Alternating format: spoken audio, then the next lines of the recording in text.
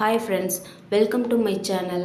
போன எபிசோடில் மாதவியும் போஜராஜன் உசீனரனும் திருமணம் பண்ணிட்டு வாழ்ந்துட்டுருக்காங்கன்னு பார்த்தோம்.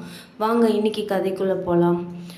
காலவர் உசீனரனோட அரண்மனைக்கு வந்துட்டார் பார்க்குறதுக்கு. 2 பேரும் பேசிகிட்ருக்காங்க.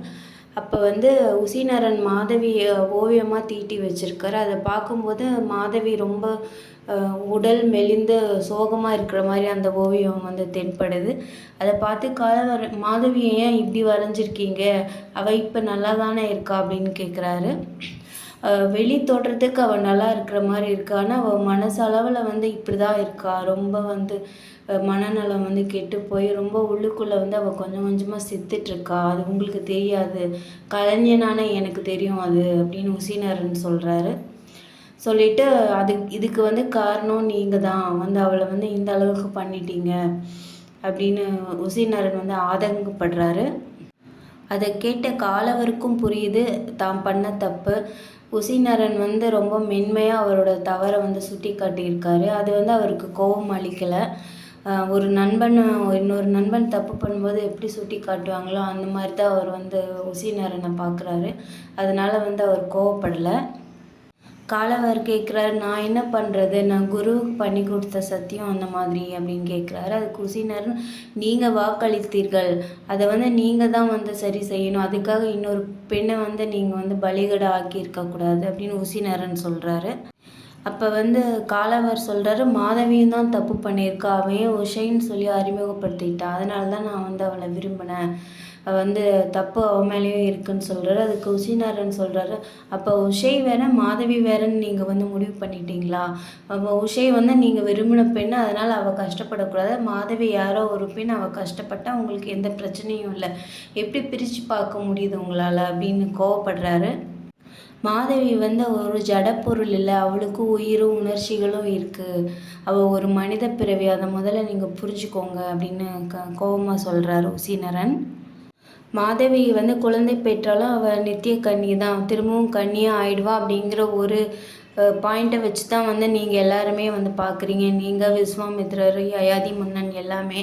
ஆனால் அவள் என்ன தான் கன்னி ஆகிட்டாலும் அவள் மனசில் 3 மன்னர்களை மணந்தது, 3 குழந்தைங்களை பெற்றது, அந்த ஞாபகம்லாம் அவளை விட்டு போகுமா? ஒரு குழந்தைய பிறந்த உடனே விட்டுட்டு வர்றதுங்கிறது ஒரு தாய்க்கு எவ்வளோ பெரிய துயரம்னு உங்களுக்கு தெரியுமா? விலங்குகள், பறவைகள் கூட தன்னோட குட்டி ஓரளவு அது சரியாக வளர்ந்து வர வரைக்கும் அதை பேணி பாதுகாத்து வளர்க்கும். மனித பிறவியான மாதவிக்கு அது இருக்காதா? நீங்கள் அதெல்லாம் யோசிக்கவே மாட்டீங்களா அப்படின்னு ரொம்பவே ஆதங்கப்படுறாரு உசீனரன்.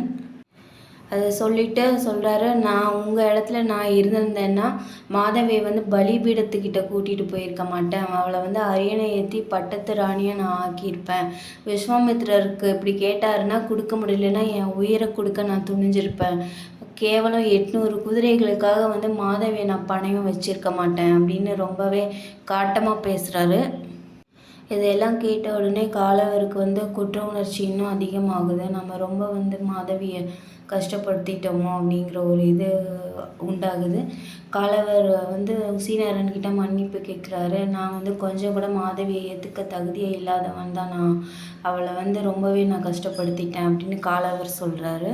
அதுக்கு உசீனரன் தவறு செய்கிறது மனித இயல்பு தான், இனிமேல் அந்த தவறை பண்ணாதீங்க, கிட்டத்தட்ட மாதவிக்கு அவளோட கஷ்ட காலம்லாம் முடிகிற காலம் நெருங்கிடுச்சு, இந்த 600 குதிரைகள் சம்பாரித்ததே போதும், நீங்கள் இப்போ விஸ்வாமித்திர முனிவர்கிட்ட போய் அவர் காலில் விழுந்து இறைஞ்சி கேளுங்க, மன்னிப்பு கேளுங்க, ஏதாவது ஒன்று பண்ணி இந்த பிரச்சனையை முடிவுக்கு கொண்டு அவளை மனையால் ஏற்றுக்கிட்டு சந்தோஷமாக வாழ பாருங்கள், இனிமேலாவது மாதவிக்கு சந்தோஷத்தை கொடுங்க அப்படின்னு உசீனரன் ரொம்ப மனமுருகி சொல்கிறாரு.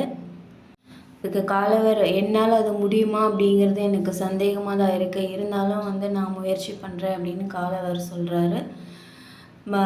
மாதவியை பத்திரமா பார்த்துக்கோங்க இனிமேலாவது அப்படின்னு உசீனரன் சொல்கிறாரு. நான் போய் கூட்டிகிட்டு வரேன்னு உசீனரன் மாதவியை கூப்பிட போகிறாரு.